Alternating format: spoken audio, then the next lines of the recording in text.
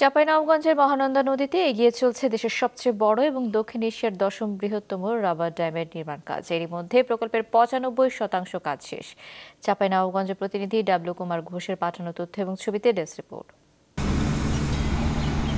ফারাক্কা বাঁধের বিরূপ প্রভাব, অতিমাত্রায় ভূগর্ভস্থ পানির ব্যবহার ও জলবায়ু পরিবর্তনজনিত কারণে বরেন্দ্র অঞ্চলসহ বিভিন্ন এলাকায় সৃষ্ট পানি সংকট কাটাতে রাবার ড্যাম প্রকল্প গ্রহণ করেছে পানি উন্নয়ন বোর্ড।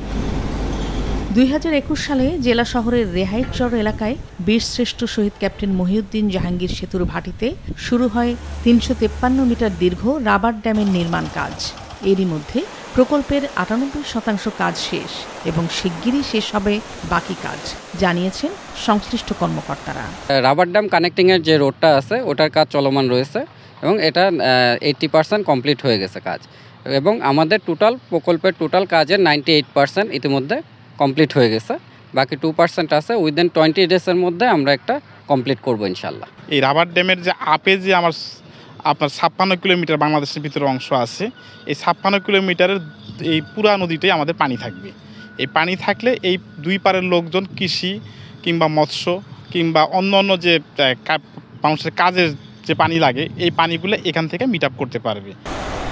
প্রকল্পটি বাস্তবায়িত হলে নদীর দুই তীর সহ বরেন্দ্র অঞ্চলের 18,000 হেক্টর জমি সেচ সুবিধার আওতায় আসবে।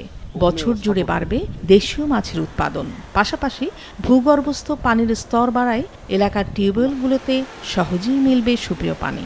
এই রাবার ড্যামের মাধ্যমে জলের একটা আধার সৃষ্টি হবে, অনেক জল এখানে ধারণ ক্ষমতা থাকবে।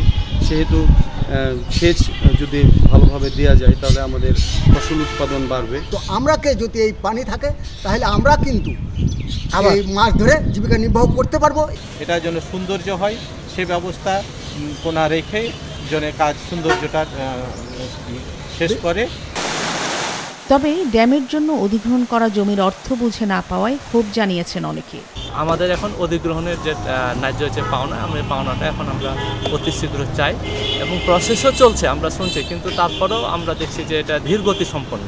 এই প্রসেসটা হচ্ছে ধীরগতি সম্পন্ন এবং আমরা যে দ্রুত যেন একটা আশু ব্যবস্থা হোক এটা আমরা প্রত্যাশা। জমি অধিগ্রহণ না করেই যে কাজ করা হচ্ছে, আমরা যে সহযোগিতা করে যাচ্ছি 21 সাল থেকে আমাদের ক্ষতিপূরণের টাকা দেওয়া হোক, এই টাকা চাইতে গিয়ে আমরা হয়রানির শিকার হলাম, কেস মামলা হামলা শিকার হলাম। অনেক ভয় ভীতি দেখা দিয়েছে, জোর করে নির্দোষী লোককে আসামি বানিয়ে দিয়ে যে লোক হাঁটালছে।